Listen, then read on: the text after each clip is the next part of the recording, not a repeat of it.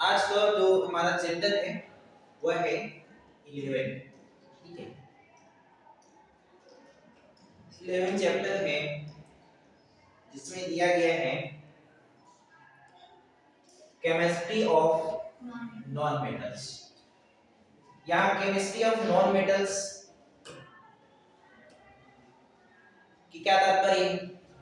आप लोगों ने पिछले चैप्टर में देखा था मेटल के बारे में, देखा था मेटल्स की हमने केमिकल प्रॉपर्टी की बात करी थी, फिजिकल प्रॉपर्टी की बात की थी और उसमें फिर मेटलर्जी भी हुआ था, कैसे हम मेटल को खदानों से निकालकर उससे हम अपनी जरूरत की चीजें बनाते, पढ़ा था ना। तो उसमें आप बॉक्साइट भी देखे थे, डोलोमाइट्स भी देखे थे, जिससे कि आयरन वगैरह एक्सट्रैक्ट किए। उसमें हम रिएक्टिविटी सीरीज भी देखे थे कि कौन हाई रिएक्ट करता है कौन स्लो रिएक्ट करता है। उसमें हमें भी ध्यान दिए थे कि सोना जो होता है गोल्ड सबसे लेस रिएक्टिव होता है ना, जबकि सबसे ज्यादा जो रिएक्टिव नेचर का होता था वो कौन था? सबसे ऊपर था लिथियम। क्या था? लिथियम। लिथियम सबसे उसमें हाईएस्ट था। तो इस चैप्टर में ना अब वहां मेटल था, यहाँ किसका होगा? नॉन मेटल में होगा। बस अंतर इतना है, थोड़ा इसके बारे में हम देखते हैं। जैसे कि चैप्टर में लिखा है नॉन मेटल के बारे में केमिस्ट्री मतलब होता है उसके केमिकल्स को जानना, उसकी प्रॉपर्टीज को जानना, है ना, और उसको अपने यूजफुल प्रोडक्ट बनाना। ठीक है, चलिए। तो in this chapter periodic table of elements metallurgy we read the most of the elements are metals। हम लोगों ने देखा चैप्टर पीरियोडिक टेबल में कि बहुत सारे मेटल और मेटलर्जी जिसमें हम बहुत सारे मेटल्स का एलिमेंट्स का अध्ययन किया। ठीक, बाद में यहां पर देखिए if non metal are so few in number why, बहुत सारे मेटल है मगर यहां पर बहुत कम संख्या में क्या दिया जा रहा है? Non metal. Do we give them much importance, बहुत कम संख्या में है लेकिन ये बहुत ज्यादा यूजफुल है। नॉन मेटल है तो कम संख्या में लेकिन बहुत ज्यादा यूजफुल है। कैसे? To understand this let us think about the some questions. कुछ क्वेश्चंस इसको समझिए क्या लिखा है। Water is made up of two elements, are these elements metal और नॉन मेटल्स? बताइए, आप वाटर जानते हैं, वाटर को हम क्या से केमिकल फार्मूला या मॉलिक्यूलर फार्मूला क्या होता है? H2O। आप देखिए जो इसमें एलिमेंट्स है वो कितने प्रकार के एलिमेंट्स हैं? दो प्रकार का एलिमेंट्स है। एक तो कौन है? हाइड्रोजन है और एक क्या है? ऑक्सीजन है। आपको मैं बता दूं कि क्या ये मेटल है दोनों या नॉन मेटल है? तो आपको पता होगा कि ये क्या है? Non metal. कैसे है जी? नॉन मेटल है। ध्यान रखिए किस फॉर्म में है? गैस फॉर्म में होते हैं, हाइड्रोजन और ऑक्सीजन। एक निश्चित टेम्परेचर या फिर जो एवरेज टेम्परेचर होता है उसमें क्या होते हैं? गैस फॉर्म में होते हैं। तो नॉन मेटल्स हैं। आप सोच के देखिए, वाटर जब नॉन मेटल एलिमेंट से बना है यानी कि नॉन मेटल्स ही तो कहलाएगा, वाटर भी क्या कहलाएगा? नॉन मेटल ही होगा, क्योंकि दोनों ही एलिमेंट कैसे हैं? Non metal. आप सोच के देखिए वाटर कितना यूजफुल है। वाटर के बिना क्या लाइफ पॉसिबल है? नहीं है ना। मतलब कि नॉन मेटल के बिना भी हमारा जीवन संभव नहीं है। इससे तो सिद्ध हो रहा है ना। तो कितना इंपॉर्टेंट है नॉन मेटल, आपको ये थोड़ा आइडिया लग रहा होगा कि नॉन मेटल क्या चीज है ना। इसी के आगे देखिए,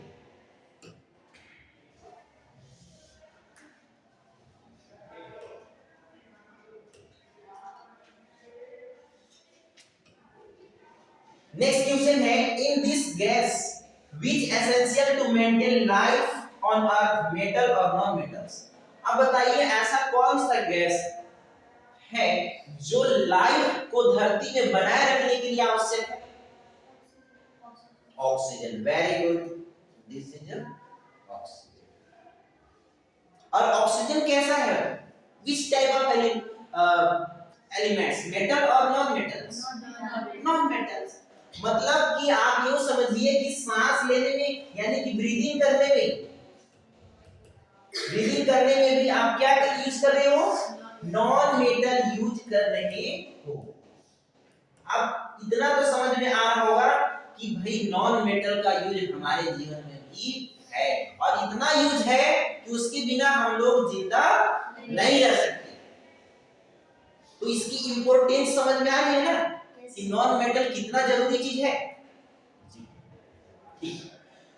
So in this chapter we will learn which elements non-metal and the certain for the placing them in this category.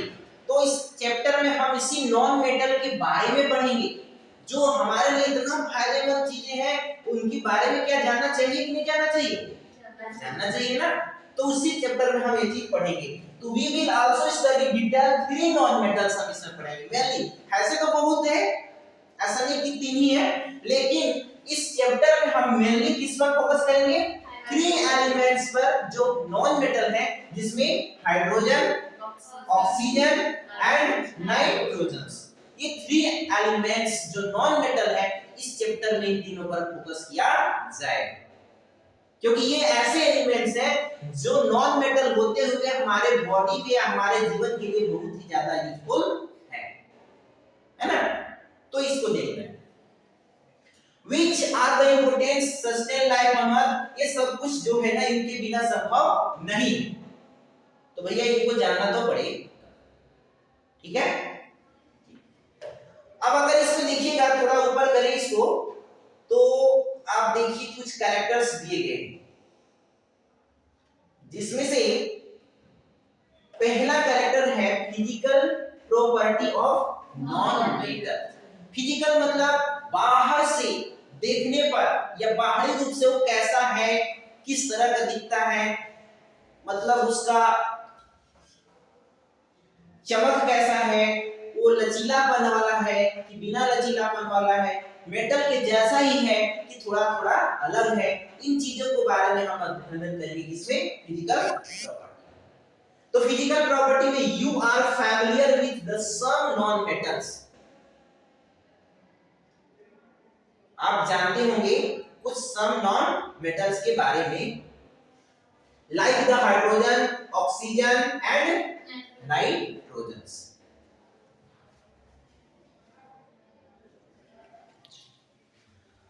ठीक है, देख रहा था कि वो वीडियो शूटिंग हो रहा है, क्या लाइट डाउन नहीं है, बट है।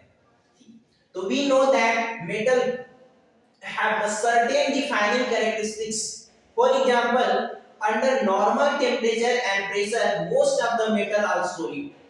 ध्यान दें, एक नॉर्मल टेम्परेचर में, जैसे हम लोग का अभी कौन सा टेम्परेचर कहा जाए?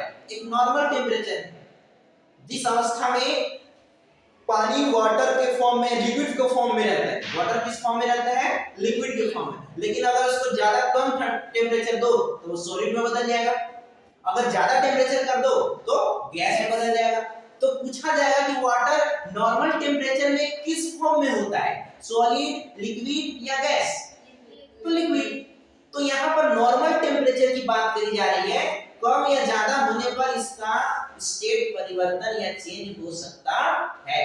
तो नॉर्मल टेम्परेचर पर यहाँ पर जो है, ये जो नॉन मेटल होते हैं आमतौर पर कैसे होते हैं जी? सॉलिड होते हैं। ध्यान रखना, कैसे होते हैं? सॉलिड नेचर्स के होते हैं, ठोस होते हैं।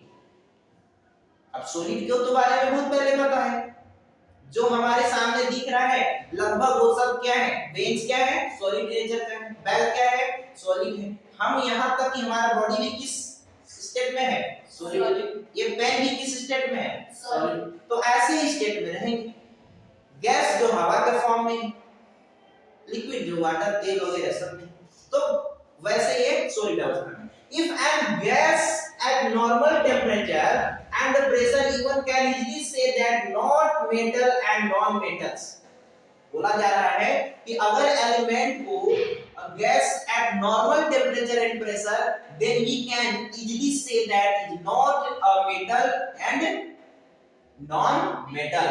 तो देखो इसको हम ये नहीं कह सकते कि सभी चीजें जो है नॉर्मल टेम्परेचर में गैस में ही होता है, कुछ चीजें गैस में होगी, ऐसा नहीं कि नॉन मेटल सब सॉलिड में ही होगा, लेकिन कुछ चीजें सॉलिड में होगी, अधिकांश चीजें क्या होगी सॉलिड में होगी।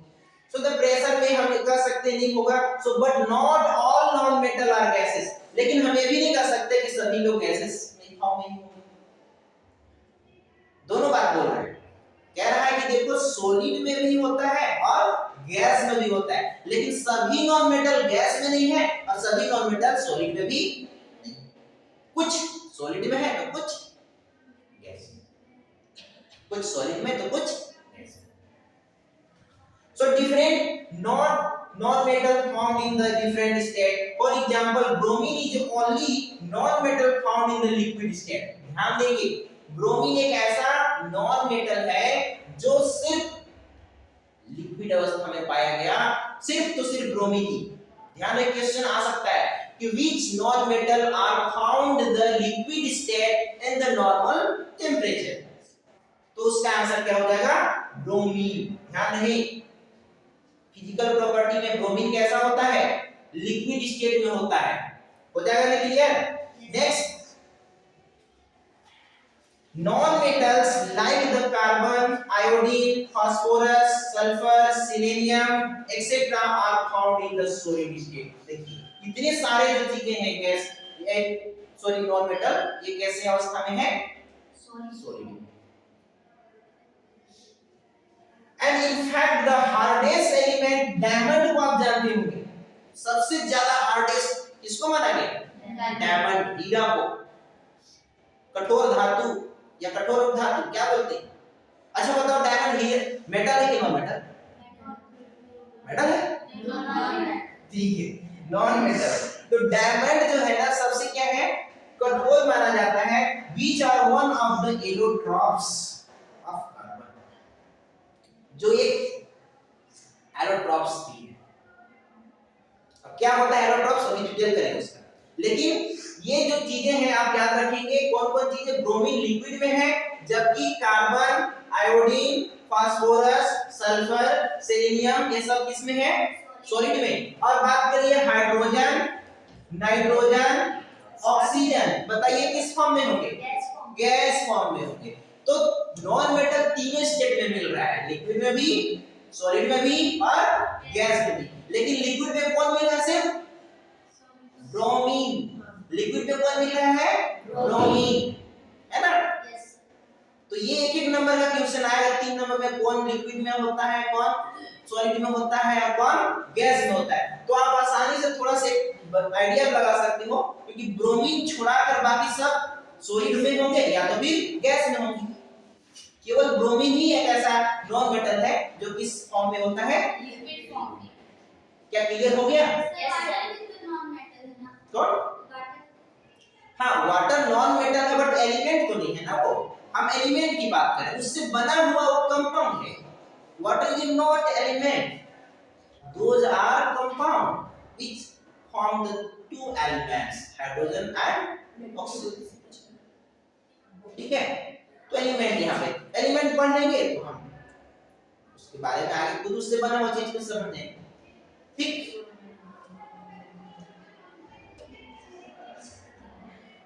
अब थोड़ा सा यहाँ पर एक क्वेश्चंस आपके सामने है, बहुत ही ज्यादा इंपॉर्टेंट है।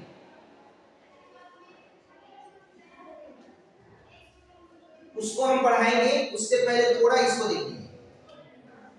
ये तो आपने जान लिया कि लिक्विड कौन होता है, कौन गैस होता है, कौन सॉलिड होता है। अब देखिए it possible different where the solid element metal और non metal, this because most non metal are brighter. आप पॉसिबल है ये भी हम डिफरेंट दे सकते हैं कि जो मेटल और नॉन मेटल सॉलिड नेचर में होते हैं, इस नेचर में सॉलिड नेचर में होते हैं, उनके बीच यहाँ पर कुछ अंतर देखा जा सकता है। Most of the non metal कैसा होते हैं ब्राइटल्स, कैसा होते हैं brittles. In other way are solid metals and solid non metal are different from each other. So non-metal do not display ductility, malleability, do not they produce metallic sound. जिस तरह हम लोग देखे थे कि मेटल्स में डक्टिलिटी होता है, मेलिएबिलिटी भी पाई जाती है और उसमें ठोकने पर आवाज भी बहुत अच्छा से आता है, लेकिन नॉन मेटल में तीनों चीज नहीं पाया जाता। मतलब नॉन मेटल ना ही डक्टिलिटी नेचर का है और ना ही मेलिएबिलिटी का है और ना ही मेटालिक साउंड प्रोड्यूस है ना ही तनन क्षमता। डक्टिलिटी मतलब ना हम उसको खींच सकते हैं, बढ़ नहीं सकता। जैसे मारते हैं ना लोहा को तो वो क्या है, टूट जाता है क्या? नहीं, वो फैलता है क्योंकि वो डक्टिलिटी नेचर का है। लेकिन अगर आप नॉन मेटल को मारिए तो चूर हो जाएगा, वो फैलने वाला नहीं। अगर नॉन मेटल को ठोकिए तो टन टन की आवाज आएगी? नहीं आएगी ना, तो मेटालिक साउंड नहीं आएगा। परंतु मेटल में ऐसा होता, तो ये नॉन मेटल और मेटल के बीच में थोड़ा अंतर भी हो गया कि नहीं हो गया? Further apart from the graphite, which are the allotropes of carbon, all other non-metal poor electrical conductor insulator. और ध्यान दें, मेटल में आप क्या पढ़े थे? मेटल कंडक्टर नेचर का होता है। किस नेचर का? कंडक्टर। मतलब वो इलेक्ट्रिसिटी और करंट को या हीट को क्या कर सकता है? अपने से गुजार कर दूसरी जगह ले जा सकता है। लेकिन नॉन मेटल्स में ऐसी कोई क्षमता नहीं है, होगा भी तो बहुत क्या है? कम, बहुत कम। तो विच नॉट द कंडक्टर, उसको हम कहेंगे इंसुलेटर नेचर का होता है। किस नेचर का होगा? इंसुलेटर। तो सिमिलरली एक्सेप्ट डायमंड, और एक को छोड़ दो बस, बाकी सब इंसुलेटर, केवल एक छोड़ दो पर डायमंड। डायमंड नॉन मेटल होते हुए भी कैसा है? इलेक्ट्रिसिटी का कंडक्टर है, इलेक्ट्रिसिटी का और हीट का कंडक्टर है। मतलब वो मेटल की तरह काम करता है, चमकता भी। बहुत हीरा बनना मतलब तपना, जैसे बोलते हैं ना, हीरा बनने के लिए तपना पड़ता है तब चमकोगे। उसी तरह से हीरा ना बहुत टेम्परेचर को झेलता है, बहुत प्रेशर को झेलता है। आदमी भी हीरा कब बनेगा? जब बहुत ज्यादा उनको प्रेशर मिलेगा, झेलेगा उसको, दुख पीड़ा जितना भी तपस्या से जब वो पूरा सह लेगा, तब आदमी वो दिखता है कि हाँ ये कोई बंदा है। दैट इज कॉल्ड हीरा। हाँ, है ना? तो हीरा बनना सबकी बात नहीं है। तो all other non metal poor thermal conductor, और बाकी सभी जो है पुअर कंडक्टर होते हैं। ये बात की याद आपको होना चाहिए। क्या इतनी बात समझ में आई?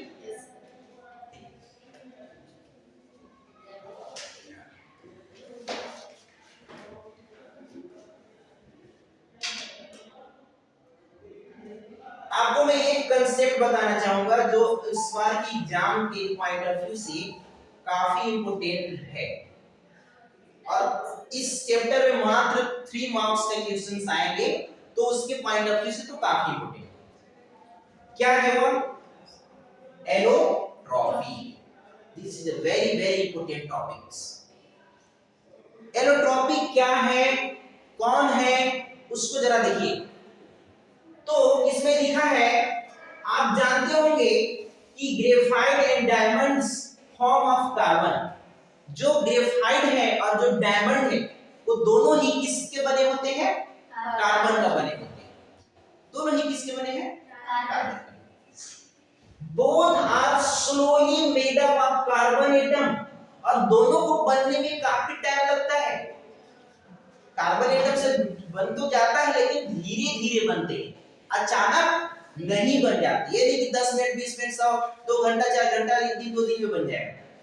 बहुत धीरे धीरे बनते हैं, आराम से बनते हैं, काफी टाइम इसमें लग जाता है। थिंक, सोचिए, how it is possible that two substance that look different are actually form of same substance of carbon. आप सोच के देखिए कि जब दोनों ही सर कार्बन के बने हैं, तो दोनों अलग अलग कैसे हो गए?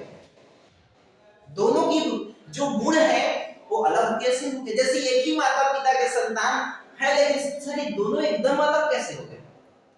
होना तो लगभग समान चाहिए था ना, लेकिन बदलाव नजर आ रहा है, चेंज नजर आ रहा है।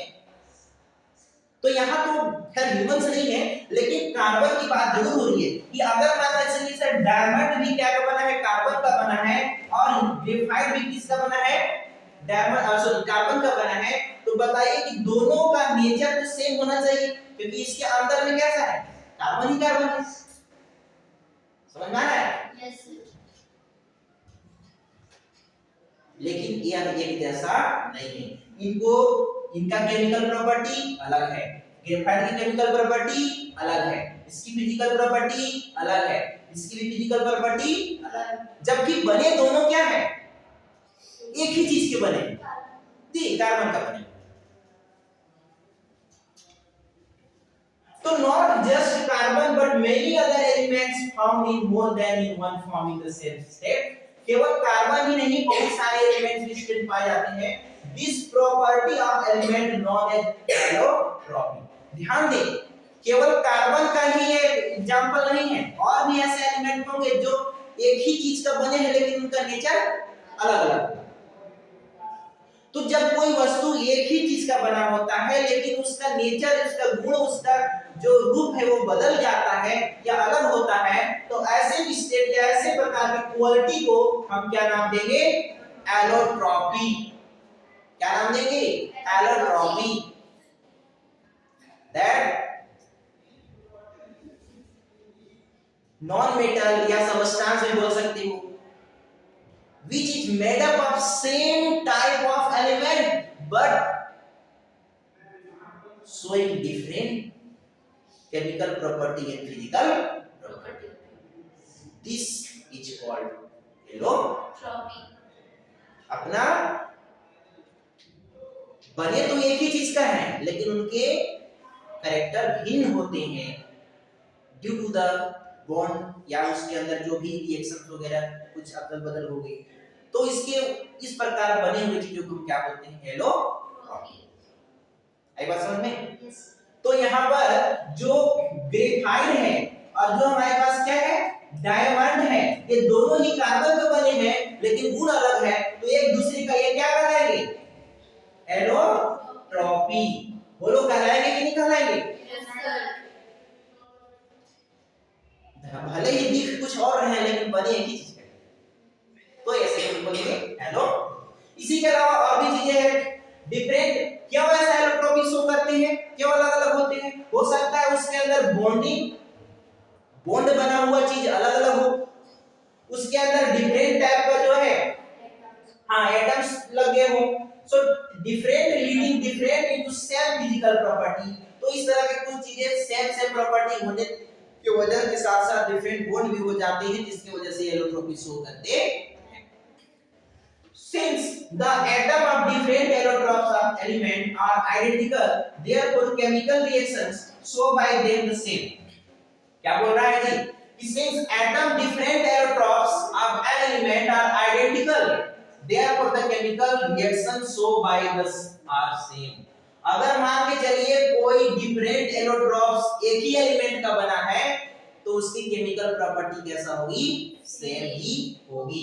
For example both graphite and diamond जो होता है वो कार्बन डाइऑक्साइड जब भी वो कंबस्ट होता है वो क्या देता है, कार्बन डाइऑक्साइड। तो केमिकल प्रॉपर्टी क्या है तो फिजिकल में दूसरा उसका थोड़ा सा कहना चाहिए कि गुण अलग है, लेकिन इसकी केमिकल प्रॉपर्टी देखा जाए तो क्या है, ग्रेफाइट को भी जलाओगे तो कार्बन डाइऑक्साइड में जाएगा, डायमंड को भी जलाओगे कार्बन डाइऑक्साइड देगा, तो केमिकल प्रॉपर्टी सेम होगा कि नहीं होगा। तो एलोट्रॉप का केमिकल प्रॉपर्टी कैसा हो रहा है, सेम हो रहा है। इसी तरह से oxygen, phosphorus, sulphur, some other non metal exhibit allotropy. इसके अलावा कार्बन के एलोट्रॉप तो समझ में आ गया ना कि डायमंड और क्या है, ग्रेफाइट, लेकिन अलावा ऑक्सीजन के भी क्या होते हैं, एलोट्रॉप्स होते हैं, फास्फोरस के भी क्या होते हैं, एलोट्रॉप्स। अब देखिए एलोट्रॉप्स की एग्जांपल, अगर मैं यहां पर आपको दिखाऊं ऑक्सीजन प्लस O3, अब बताइए दोनों को देख के बताइए इसका नाम क्या है, क्या है? डाई ऑक्सीजन बोल सकते हो ना, डबल ऑक्सीजन है। अकेले को क्या बोलोगे? ऑक्सीजन। क्या बोलोगे? ऑक्सीजन। और ये क्या है? Dioxygen. और ये इसका नाम क्या बताओ? ओजोन है। ट्राई ऑक्सीजन भी बोल सकते थे, लेकिन इसका नाम क्या है? ओजोन। अब देखिए तीनों में, देखिए आप ध्यान से, क्या तीनों का जो एलिमेंट है सेम है कि नहीं है? एक ही चीज से बने हैं कि नहीं बने? आप देखेंगे इसको तो रिस्पिरेशन में काम आता है, ब्रीथिंग में काम आता है, जबकि ये क्या करता है? ये बहुत सारे हानिकारक चीजों से हमें बचाने में काम करता है। आप ओजोन परत सुने हो ना? ओजोन लेयर जो जो हानिकारक यूवी रे जाती है उससे बचाता है। तो ये बचा रहा है, लेकिन बना तो ऑक्सीजन का था। तो आपस में तीनों क्या है? ये एलोट्रॉप है। बने तीनों एक ही चीज से हैं, लेकिन काम इसका अलग अलग है। तो ऐसे को ये शो करते हैं क्या? एलोट्रॉप्स। समझ में आ रहा है क्या? लाल फास्फोरस यानी रेड फास्फोरस और व्हाइट फास्फोरस दोनों ही फास्फोरस के बने हैं, लेकिन उनका रंग अलग अलग है। तो बताओ ये आपस में है कि नहीं है एलोट्रॉप्स? तो एलोट्रॉप्स क्या है? बने सेम चीज का है, लेकिन दिखते अलग अलग, उनका काम अलग होता है। That is called allotropes. बनेगा? विदाउट? No sir. तो ये आपका एक पेज यहां पर खत्म। Next page,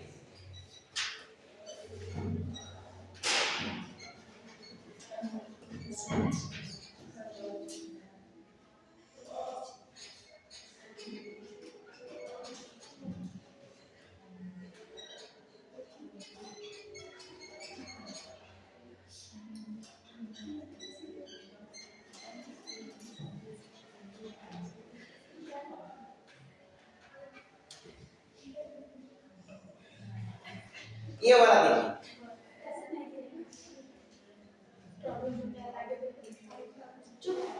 Where do non-metal lie the periodic table? अब पीरियोडिक टेबल में नॉन मेटल का स्थान देखिए कहां है। जब आपको पीरियोडिक टेबल बताया जा रहा था तो उसमें मैंने बताया था कि मेटल देखो ऐसे यहां रखे गए हैं, नॉन मेटल यहां रखे गए हैं, मेटेलॉइड यहां रखे गए हैं।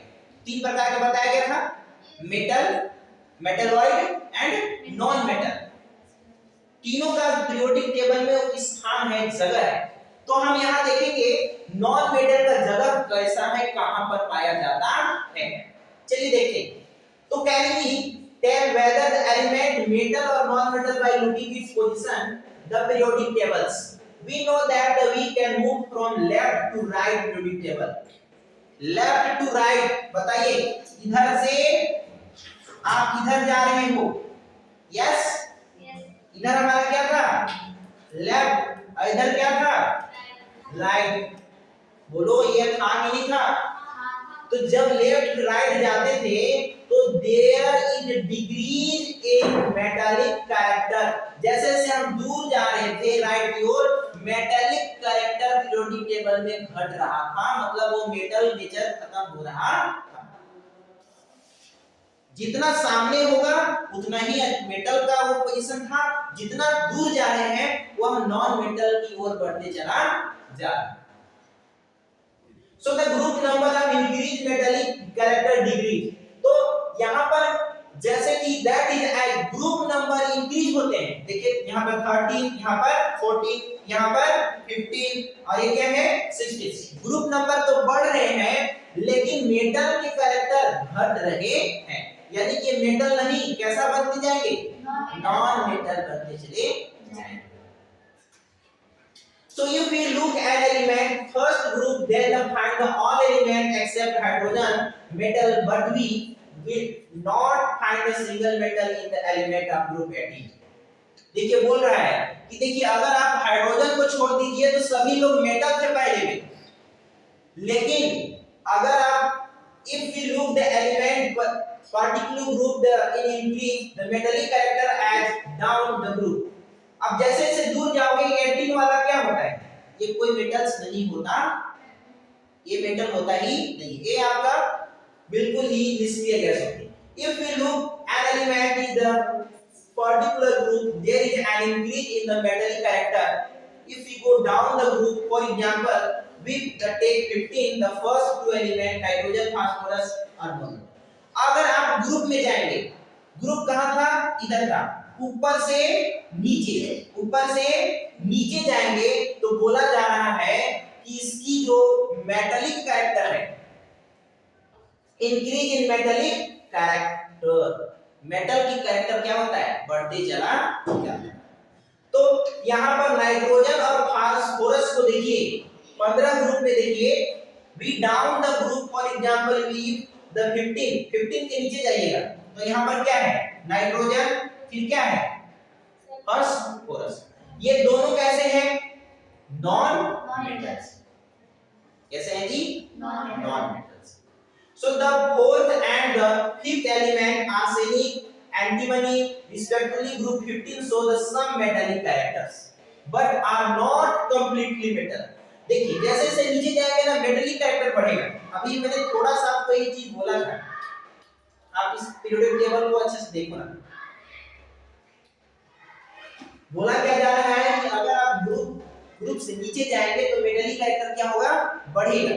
ऊपर से नीचे जाएंगे तो मेटलिक कैरेक्टर बढ़ेगा. लेकिन अगर यहाँ पर देखिएगा इस वाले में तो नाइट्रोजन का मेटलिक कैरेक्टर कम, इसका थोड़ा ज्यादा, इसका और ज्यादा, इसका और ज्यादा.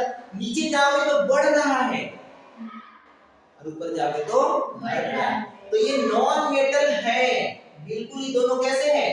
Non metal. लेकिन ये दोनों नॉन मेटल नहीं है, ये मेटलिक कैरेक्टर की ओर बढ़ रहे हैं. हाँ, मेटल और नॉन मेटल के बीच में भी हो सकता. तो पीरियोडिक टेबल में ये स्थान है नॉन मेटल. ऊपर तो रहेंगे तो नॉन मेटल है, लेकिन नीचे जाएंगे तो क्या है? मेटल. और दूर जाएंगे जब लेफ्ट से राइट तो नॉन मेटल बढ़ते चला जाएगा और मेटल घटते चला. तो क्वेश्चन पूछा जाएगा कि अगर पीरियोडिक टेबल में नॉन मेटल का पोजीशन पूछा जाए कहां होता है? ग्रुप में ऊपर से नीचे जाने पर, यानी अप टू डाउन जब जाएंगे तो बताइए मेटलिक कैरेक्टर बढ़ता है कि बढ़ता है? नॉन मेटलिक नहीं पूछा है. मेटलिक कैरेक्टर डिक्रीज होता है कि इंक्रीज होता है? इंक्रीज होता है. Metallic character increase but non metallic character decrease. बुलवा दिया जा सकता है ना. लेकिन लेफ्ट टू राइट जाइए तब इंक्रीज होगा नॉन मेटल. नॉन मेटल की जो कहना चाहिए उसकी क्षमता बढ़ते चली जाएगी, मतलब प्रभाव अपना दिखाते चला. सर मेटल डिक्रीज होगा, नॉन मेटल इंक्रीज होगा.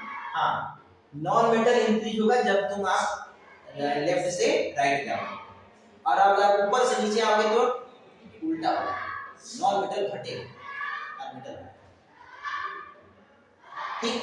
तो देखिए पोजीशन यहाँ पर, ये देखिए ये जितने भी इस तरह का बॉक्स बनाया गया है और इसमें ऐसे ऐसे ऐसे दिया गया है ना जी, इस टाइप का, ये क्या शो कर रहा है? नॉन मेटल शो कर रहा है. मतलब कि carbon, nitrogen, oxygen, chlorine, phosphorus, sulphur, chlorine, selenium, bromine, iodine and aesthetic, ये जितने भी एलिमेंट्स है क्या है? Non metals. क्या है ये? Non metal. आई बात समझ में? देखिए ना पीरियोडिक टेबल में कहां इनका जगह है?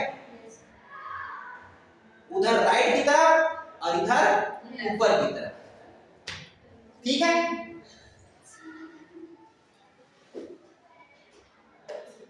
तो इसको आप ज्यादा नहीं पढ़ाएंगे, ये वाला ये पढ़ लीजिएगा. अब इसके आगे देखिए,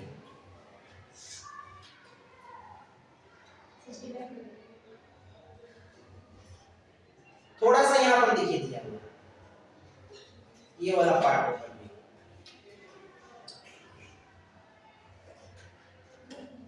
Non-metal include one number, carbon group 14, two number of nitrogen, phosphorus 15 में कौन कौन है? ऑक्सीजन, सल्फर और सिलेनियम. 16 ग्रुप और 17 group is non as the halogen group. Halogen group यानी ऐसे ग्रुप हैं जो कि नमक बनाने का काम करेंगे। हैलोजन का मतलब क्या होता है? हैलॉइड्स। हैलॉइड में ग्रीक वर्ड में इसका मतलब था सॉल्ट फॉर्मेशन करना। क्या मतलब था? सॉल्ट फॉर्मेशन करना। तो ऐसे नॉन मेटल है ना जो सॉल्ट फॉर्मेशन करेंगे। क्या करेंगे? सॉल्ट। इसलिए इसका नाम और क्या दिया गया? हैलोजन। तो ये आप ध्यान रखिए, ग्रुप 16 और 17 को हैलोजन के नाम से भी जाना जाता है, जिसमें 5 मेंबर्स हैं। कितने मेंबर्स हैं? 5 मेंबर्स हैं। Chlorine, chlorine, iodine, bromine, statin. ये आर द नॉन मेटल्स हैं। क्या है ये? नॉन मेटल्स हैं। ध्यान रहे, इलेक्ट्रोनेगेटिविटी इनका ऐसे ना घट रहा है। सबसे ज्यादा क्लोरीन का एक्सेप्ट करने का, उसके बाद ब्रोमीन का, फिर उसके बाद आयोडीन का, फिर इसी तरह से जाएगा। तो इलेक्ट्रोनेगेटिविटी भी घटता है। साथ में हम बोल सकते हैं कि ये ऐसे हैं जो कि हैलॉइड नेचर के होते हैं। हैलोजन समझ, ये लोग क्या बनाएंगे? नमक बनाएंगे। जैसे अगर आपको नहीं समझ में आ रहा है तो जैसे सोडियम एक मेटल है कि नॉन मेटल है? बोलो। मेटल है। और इसमें अगर मान लीजिए Cl क्लोरीन को मिला दिया जाए तो क्या बनेगा बताइए? सोडियम क्लोराइड बनेगा कि नहीं बनेगा? बताइए, ये सॉल्ट बना कि नहीं बना जी? तो बताओ, क्लोरीन ने सॉल्ट बनाया कि नहीं बनाया? यही बात तो यहाँ बताया जा रहा है कि हैलोजन ग्रुप है इसका नाम, क्योंकि ये सॉल्ट बनाते हैं। ब्रोमीन भी रहेगा तो भी सॉल्ट बनाएगा, आयोडीन भी रहेगा तो भी सॉल्ट बनाएगा। तो इनका काम ही है सॉल्ट बनाना, इसलिए इसको क्या नाम दिया जाता है? Halogen group. हालांकि ये भी क्या है? नॉन मेटल है। कोई डाउट आ रहा है क्या? ठीक। Since halogen require only one electron complete their octet, therefore the very reactive, ये बहुत ही ज्यादा क्या होते हैं? रिएक्टिव होते हैं हैलोजेंस वाले, क्योंकि इनको बहुत कम इलेक्ट्रॉन की जरूरत पड़ती है। So they do not found the free state nature is over recognized or near the end of the 18th century।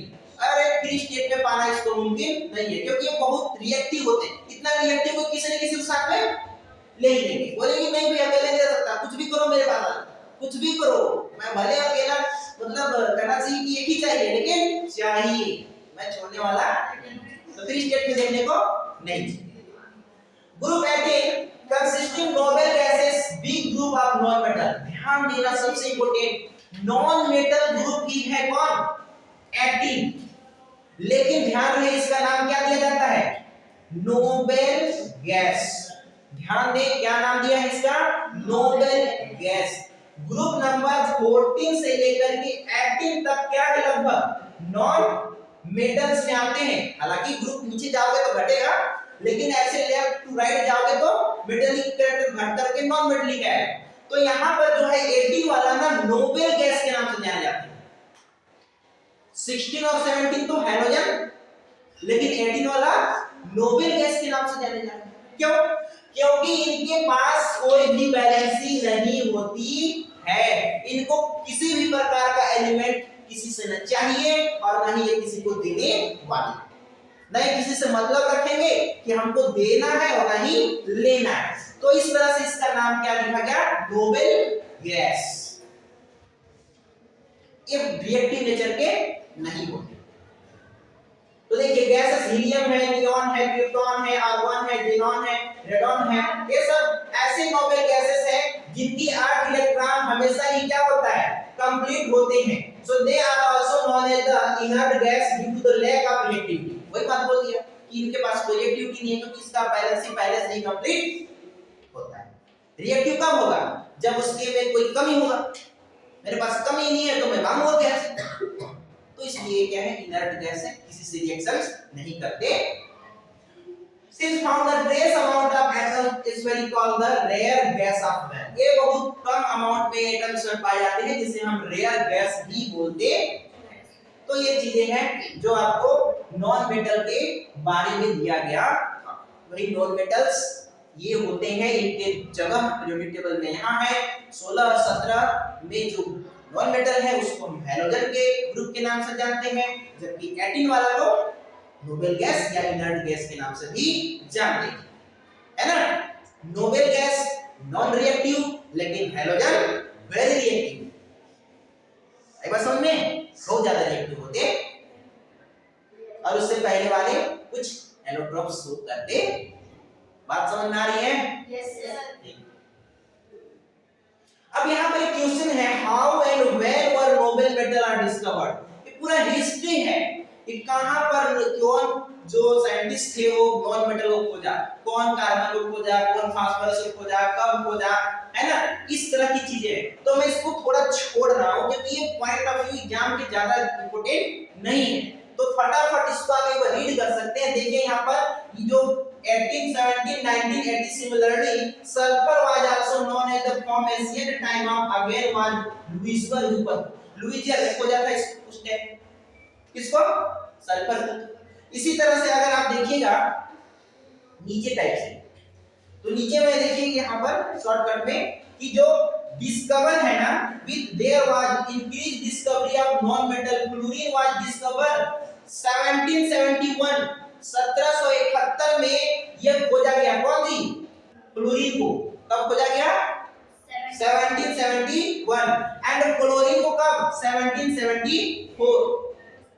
कौन खोजा? Chemist skill.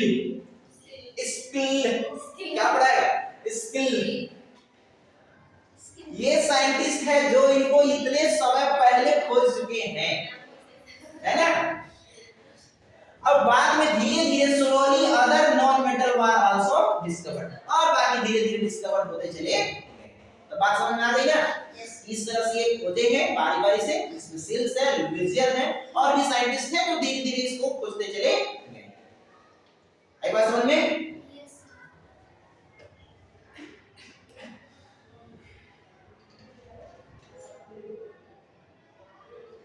अब यहाँ पर थोड़ा एक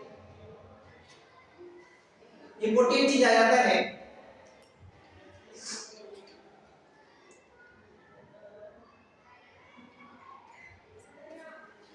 केमिस्ट्री ऑफ नॉन मेटल। अच्छा, इसको अभी पढ़े थे क्या? Chemistry of non metal. चलिए, non metal except hydrogen found in the between group 14 to 18। Hydrogen को अगर हटा दो, किसको? हाइड्रोजन को हटा दो, तो ये जितने भी नॉन मेटल है कहां-कहां पाए जाते हैं? 14 से लेकर के 18 के बीच में पीरियोडिक टेबल में यहां मिलते हैं। Means that have the 4 to 8 electron in their outermost shell. और इसके अंत में या तो 4 इलेक्ट्रॉन या तो 5 6 7 8, यानी कि 4 से लेकर 8 के बीच में इलेक्ट्रॉन की जरूरत पड़ती है इसकी बैलेंसिंग करने के लिए। So their outermost shell, since non-metal have the tendency to gain electron, therefore are electronegativity in nature. Very very important. Non-metal जो होते हैं वो इलेक्ट्रॉन को एक्सेप्ट करने की पावर रखते हैं, टेंडेंसी रखते हैं। जैसे कोई लगता है ना, आदमी खाली पैसा रखने की टेंडेंसी जानता है, वैसे ही ना इलेक्ट्रॉन को रखने की टेंडेंसी, देने की टेंडेंसी नहीं। बोलता मेरे को चाहिए भाई, मैं देने वाले में से नहीं हूं, मैं किसमें हूं? लेने वाले में से हूं। तो यहां पर है ये तो इलेक्ट्रोनेगेटिविटी नेचर का मतलब है कि इलेक्ट्रॉन ग्रहण करने की इसमें क्षमता होती है। तो जितने भी नॉन मेटल हैं वो किस नेचर के होंगे? इलेक्ट्रोनेगेटिविटी। इलेक्ट्रो मतलब इलेक्ट्रॉन, नेगेटिव यानी कि लेना, नेचर यानी कि प्रकृति। तो इलेक्ट्रॉन लेने की प्रकृति जैसा इनका नेचर होता जितने भी नॉन मेटल है। पूछा जाएगा विच कैरेक्टरिस्टिक या विच nature of the non metal, electronegativity, electropositivity, या फिर बोथ, या कुछ और ऑप्शन आता है, क्या बोलोगे? इलेक्ट्रोनेगेटिविटी। अभी तो बोल रहे हैं ना, इलेक्ट्रॉन ग्रहण करने की टेंडेंसी होती है नॉन मेटल में, देने की नहीं। देने की टेंडेंसी किसमें है? मेटल में है। मेटल देती है और नॉन मेटल लेती है, तो वो इलेक्ट्रोपॉजिटिविटी का रहेगा, लेकिन ये इलेक्ट्रोनेगेटिविटी नेचर होती है। तो जितने भी कार्बन है और ऑक्सीजन है, सब में देखना इलेक्ट्रॉन लेते हैं, कोई नहीं देता। तुम करके देख लेना, बताया भी है। ऑक्सीजन में कितना होता है? 8 2 6 चाहिए कितना? 2 चाहिए इसको, ना कि देगा कि लेगा। तो बताइए आ रहा है कि नहीं इलेक्ट्रोनेगेटिविटी? क्लोरीन, क्लोरीन 17 यानी कि लास्ट में 7 आएगा, और 7 में 1 चाहिए कि नहीं चाहिए? तो सब में इलेक्ट्रॉन ग्रहण करने की टेंडेंसी नजर आ रही है कि नहीं आ रही है? तो ये कैसे नेचर के होते हैं? इलेक्ट्रोनेगेटिविटी नेचर के होते बात समझ में आ रही है कि नहीं आ रही है? ठीक। So we know that the non-metal are more electronegativity than metal. देखिए मेटल से ज्यादा रिएक्टिविटी नेगेटिविटी के नेचर के होते हैं. So electronegativity each non-metal not same. सभी का सेम तो नहीं होता, किसी का 2, किसी का 3, किसी का 4, किसी का 1, किसी का 0, है ना? अलग अलग होता है. So the value of electronegativity for non-metal 2 to 4, 2 से लेकर 4 तक होता है लगभग. जितने भी नॉन मेटल है वो 2 से लेकर 4 तक इलेक्ट्रॉन चाहता है. इसको एक पॉइंट का उपयोग करेंगे. बताइए समझ में आ रहा है कि ये क्या बताया जा रहा है कि इलेक्ट्रोनेगेटिविटी नेचर इसका होता है कि नहीं होता है, और होता है तो कितना के कितना बीच में होता है. तो 2 से लेकर 4 तक के बीच में इसलिए इलेक्ट्रोनेगेटिविटी वो 0 ऐसे वो उसमें मेजर करोगे ना तो हो जाएगा, क्योंकि इलेक्ट्रॉन अब उसको क्या करोगे, बैलेंस ही निकालोगे तो 1 2 पॉइंट घटते बढ़ते रहता है ना? तो उसका फाइनल बात सुनिए. In the chapter on periodic tables, how the electronegativity decrease on going down, group increase moving from left to right. अब इलेक्ट्रोनेगेटिविटी याद करो, अगर लेफ्ट टू राइट जाते हो पीरियोडिक टेबल में, सॉरी लेफ्ट टू किधर जा रहे हो, राइट जा रहे हो, और एक बात रखो अप टू किधर जा रहे हो, डाउन जा रहे हो, तो बताइए इलेक्ट्रोनेगेटिविटी पर क्या इफेक्ट पड़ेगा, सोच के बताओ. क्योंकि मैं बता दूं हिंट के लिए कि राइट की तरफ नॉन मेटल है और लेफ्ट की तरफ मेटल है. इधर बताइए इलेक्ट्रोनेगेटिविटी लेफ्ट से राइट जाएंगे तो इंक्रीज होगा कि डिक्रीज होगा? डिक्रीज. बोलो डिक्रीज होगा. अरे मैं बोल रहा हूं नॉन मेटल के पास इलेक्ट्रोनेगेटिविटी होता है और मेटल के पास उतना नहीं होता है. और मैं आपको इतना बता रहा हूं कि मेटल इधर है और नॉन मेटल इधर है, तो इधर इलेक्ट्रोनेगेटिविटी बढ़ेगी ना, क्योंकि ज्यादा इंक्रीज होगी. होगी कि नहीं होगी? यही बात तो लिखा है ना, देखो पढ़ो. Electronegativity decrease on going down group two इन.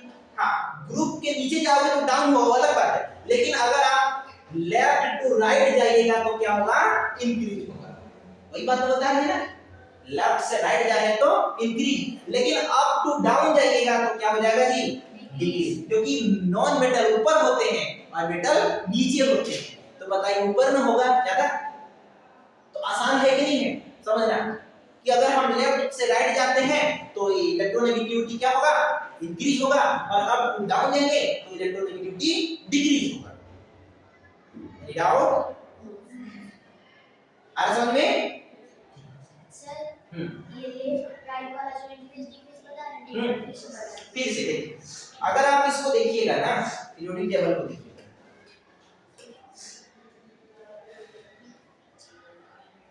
ये छोटा सा पार्ट है नॉन मेटल का दिया गया है, लेकिन आप यही समझिए इसको, ये इधर जाएंगे ना जी ऐसे, तो ये हमारा किधर है? ये लेफ्ट, और इधर क्या हो जाता है?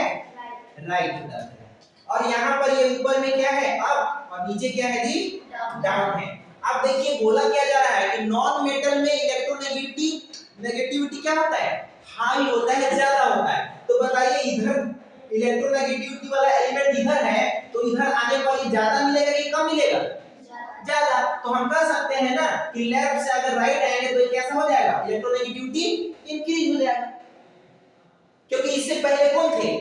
नॉन मेटल जो गायब है यहाँ पे, इधर कम होगा उसका इलेक्ट्रोनेगेटिविटी, लेकिन इधर क्या है? ज्यादा. तो जैसे जैसे हम लेफ्ट से दूर जा रहे हैं, यहाँ गए कुछ बढ़ा, यहाँ गए कुछ बढ़ा, यहाँ गए कुछ बढ़ा, यहाँ गए कुछ बढ़ा, और आगे गए कुछ बढ़ा, बढ़ते जा रहा है, बढ़ते जा रहा है, बढ़ते जा रहा है. इलेक्ट्रोनेगेटिविटी मतलब उसमें इलेक्ट्रॉन लेने की क्षमता बढ़ रही है. बोले कि भाई तो बहुत ज्यादा है, तो जितने जा रहे हैं उतने लेने कर रहे हैं. तो समझ रहे हो? तो वही बात है यहाँ पर. आई बात समझ में? अब नीचे जाएंगे तो घट जाएगी. और समझाओ?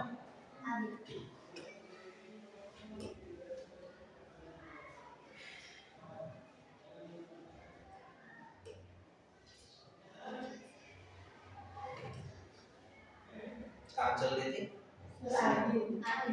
केमिस्ट्री ऑफ नॉन यही था ना, ठीक, ये ठीक है। In the chapter periodic tables how the electronegativity decrease, यही बात अभी मैंने किया था, राइट टू लेफ्ट जाएंगे तो हो जाएगा 17 are most electronegativity.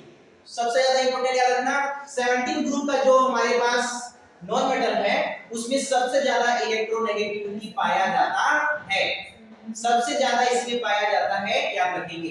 So chlorine has the highest electronegativity of value, 17 में ही क्या पाया जाता है, क्लोरीन होता है। और यहां पर ये क्या है, इलेक्ट्रोनेगेटिविटी इसका हाई होता है for oxygen and the chlorine is a quick close, electronegative value and that for oxygen के लिए बहुत ज्यादा है and chlorine is also quick close, ये भी बहुत ज्यादा होता है। So the value of electronegativity determine how non metal with react metal और अदर मेटल, तो ये डिपेंड करता है उसका कौन कैसे रिएक्टिविटी कर रही है। लेकिन बात करें तो क्लोरीन का सबसे ज्यादा इलेक्ट्रोनेगेटिविटी होता है, ये याद रखिएगा, क्लोरीन का सबसे ज्यादा होता है। क्या हो गया, all non-metal except the group 18 negative ions are covalent compound, ध्यान रहे जितने भी नॉन मेटल से वो कोवैलेंट कंपाउंड बनाते हैं, नॉन मेटल वाले क्या बनाते हैं, कोवैलेंट कंपाउंड बनाते हैं, और फिर केवल किसको छोड़कर, एडिन को छोड़कर। कोवैलेंट मतलब ऑक्सीजन 2 है, मतलब ऑक्सीजन प्लस ऑक्सीजन, ये दोनों के बीच में क्या है, बॉन्ड लगा हुआ है। हो सकता है कि 2 इलेक्ट्रॉन ये दिया हो, 2 इलेक्ट्रॉन वो दिया हो, तो यहाँ पर दोनों का कॉम्बिनेशन क्या है, सहसंयोजकता है, आधा तुम दो आधा हम देंगे, लेकिन दिखाई किसी का दोनों का। तो मैं बता चुका हूं कोवैलेंट बॉन्ड और आयनिक बॉन्ड, याद कीजिए बहुत चैप्टर में पीछे, कोवैलेंट कंपाउंड और आयनिक कंपाउंड कैसे बनते हैं, तो ये ना कोवैलेंट कंपाउंड शो करते हैं। कौन कौन, नॉन मेटल एलिमेंट। अब समझ आ रही है, पीछे भाग को ना ये रिमाइंड करते रहोगे तो समझ में आएगा। अब यहाँ पर रिएक्शन बिटवीन मेटल और नॉन मेटल है, थोड़ा देखिएगा, थोड़ा दे रहा हूं टाइम, ठीक है। अब जो यहाँ पर देखिए नॉन मेटल है और मेटल के बीच में क्या रिएक्शन हो रहा है, जरा देखिए, मैग्नीशियम है और यहाँ पर क्या है, ऑक्सीजन है। अगर we have previously chapter we metal non metals review the sum, तो अगर मैग्नीशियम को ऑक्सीजन से किया जाए तो क्या बन रहा है, मैग्नीशियम ऑक्साइड, कॉपर को ऑक्सीजन से किया जा रहा है तो क्या बन रहा है, कॉपर ऑक्साइड, आयरन को अगर सल्फर से किया जा रहा है तो आयरन सल्फाइड। इसी तरह से ये पूरे लिस्ट बनते चले जा रहे हैं। तो ये रिएक्शन हो रहा है मेटल और नॉन मेटल के बीच में, और ये हमारे पास क्या बनते चले जा रहे हैं, प्रोडक्ट बनते चले जा रहे हैं, ठीक है।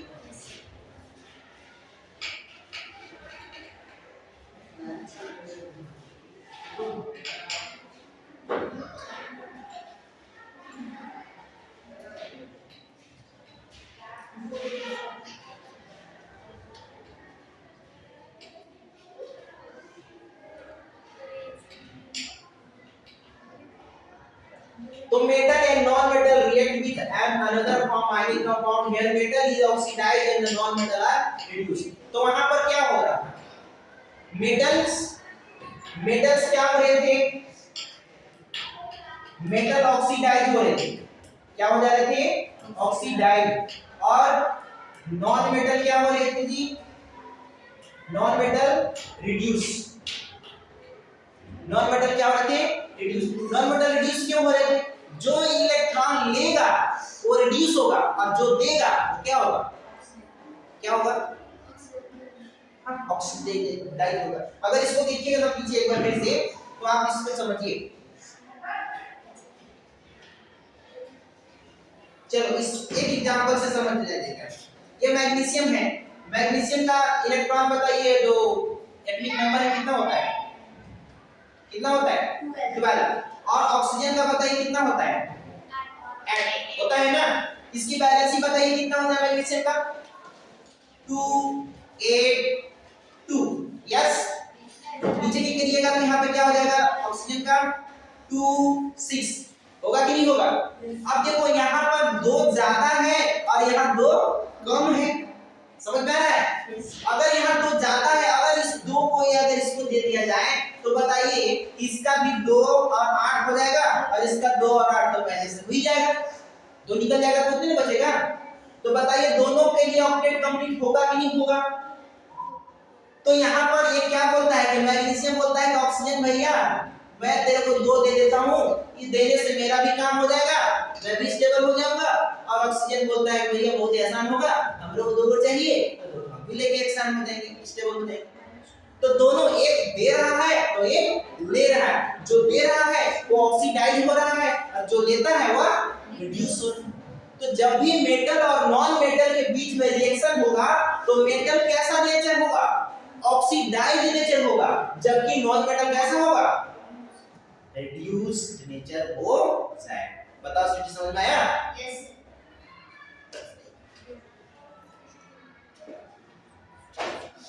अब इस तरह से जो है आपको यहाँ पर हो गया। तो मेटल्स की इतना कुछ हमने बता दिया है, यहाँ पर आपको क्लास को ब्रेक कर रहा हूँ, ठीक है? रोक दे रहा हूँ मैं। अब नेचर ऑफ द ये जो लिखा है ऑक्सीजन, इसको हम नेक्स्ट जब भी टाइम पे करते हैं। क्लियर? Yes, sir. तो आज के लिए थैंक यू।